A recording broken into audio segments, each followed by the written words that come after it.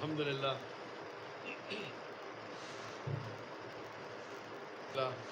والصلاة والسلام علی رسول اللہ وعلی آلہ وصحبہ اجمعین، اما بعد، اعوذ باللہ من الشیطان الرجیم، بسم اللہ الرحمن الرحیم، واعتصموا بحبل اللہ جميعا ولا تفرقوا، رب اشرح صدری ویسر لی امری واحلل عقدۃ من لسانی یفقہوا قولی۔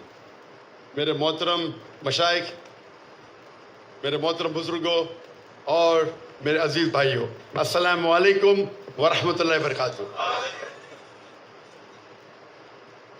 مجھے بے حد خوشی ہو رہی ہے کہ میں پاکستان کی سرزمین پہ ہوں اور خصوصاً لاہور کی، اور الحمدللہ میرا ایک تصور تھا، میں کئی پاکستانیوں سے پاکستان کے باہر ملا ہوں۔ اس کے پہلے میں کہنا چاہتا ہوں، جیسے آپ جانتے ہیں میری تعلیم انگریزی میں ہوئی ہے، تو اگر اس اردو کی چھوٹی سی تقریر میں غلطیاں ہوں گی تو اس کے لیے معذرت چاہتا ہوں۔ پاکستانیوں سے ملتا تھا میں پاکستان کے باہر، گلف کنٹری میں، چاہے Dubai, Saudi Arabia, Kuwait, Qatar, you کے، تو میرے ذہن میں تصور تھا میں پاکستان میں آؤں گا تو مجھے ایسا استقبال ہوگا، لیکن وہ تصور غلط ثابت ہوا۔ یہاں ماشاءاللہ 10 گنا زیادہ استقبال ہوا جو میرے ذہن میں تھا۔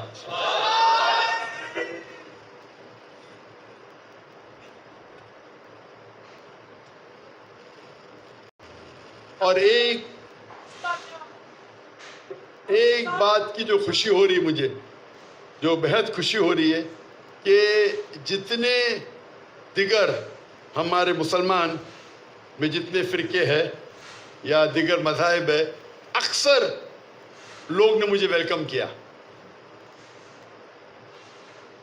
اگر ہم اللہ کے رسول کی سیرت پڑھتے ہیں، ہمیں پتہ چلتا ہے کہ ہر صحابہ سوچتا تھا کہ اللہ کے رسول اس سے سب سے زیادہ محبت کرتے۔ ہشام الہی ظہیر صاحب نے فرمایا کہ ہمیں دعوت دینا چاہیے اللہ کی طرف، کوئی گروہ کی طرف نہیں، کوئی فرقے کی طرف نہیں، ہمیں دعوت دینا چاہیے اللہ اور اللہ کے رسول کی طرف۔ اور جو قرآن کی آیت میں نے شروع میں تلاوت کی، وَاعْتَصِمُوا بِحَبْلِ اللَّهِ جَمِيعًا وَلَا تَفَرَّقُوا، کہ اللہ کی رسی کو مضبوطی سے پکڑے۔ اللہ کی رسی ہے قرآن اور صحیح حدیث، اور آپس میں نہ بٹے۔ اور اگر ہم بڑے علماء کے نسبت میں رہتے ہیں تو پتہ چلتا ہے فرق کیا ہے، کیونکہ میں جب شاگردوں سے ملتا ہوں اور جب بڑے بڑے علماء سے ملتا ہوں، چاہے وہ اہل حدیث کے ہو، دیوبند کے ہو، یا چاہے ندوہ کے ہو، تو فرق یہ معلوم پڑتا ہے کہ انہوں دعوت دیتے اللہ کی طرف، اپنی طرف نہیں۔ جب اللہ کی طرف آپ دعوت دیں گے، اللہ تعالیٰ آپ کا عہدہ بڑھائیں گا۔ اپنی طرف دیں گے تو کوئی فائدہ نہیں، چاہے دنیا میں آپ کو تھوڑا فائدہ ہو، آخرت میں نہیں۔ اور اگر دعوت دیں گے قرآن کی طرف دو۔ اگر آپ مدینہ سے فارغ ہیں اور کہتے ہیں مدنی مجھے کوئی اعتراض نہیں، آپ دیوبند سے فارغ ہیں، دیوبندی کہتے کوئی اعتراض نہیں، لیکن قرآن میں کیا لکھا ہے؟ قال اننی من المسلمین، کہو کیا مسلم ہے۔ آج کے تاریخ میں مسلمان 25% ہے، سب جگہ ہم پیٹے جا رہے ہیں۔ آپ اگر 8ویں اور 9ویں صدی کی تاریخ پڑھیں گے، یورپین کہتے ڈارک ایج، اندھیرے کا دور، لیکن مسلمان جو ترقی کیا تھا اس وقت سائنس اور ٹیکنالوجی میں، اگر آپ کو سائنس سیکھنا ہے تو فرق تھا آپ کو عربی زبان سیکھے۔ مسلمان عروج پہ تھے، کم تھے۔ آج ہماری تعداد زیادہ ہے، جو حدیث اللہ کے رسول کی ہے، اللہ کے رسول فرماتے ہیں کہ ایک وقت آئے گا جب سب مسلمان پہ ٹوٹ پڑیں گے۔ تو صحابہ پوچھتے کیا ہماری اقلیت ہوئیں گی، کیا ہم کم ہوئیں گے تعداد میں؟ اللہ کے رسول کہتے ہیں ہماری تعداد زیادہ رہیں گی، لیکن ہم جھاگ کی طرح رہیں گے، فروت، کوئی فائدہ نہیں۔ یہ حالت ہے، 25%، 2 بلین سے زیادہ۔ ہمیں فٹ بال کی طرح مارا جا رہا ہے سب جگہ۔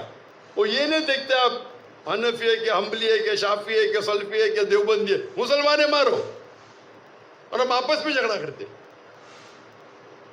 اگر ہم ایک ہو جائیں گے اور اللہ کے رسول کی اطاعت کریں گے، قرآن اور صحیح حدیث پہ عمل کریں گے، تو دیکھیں گے ہم پھر سے عروج پہ جائیں گے۔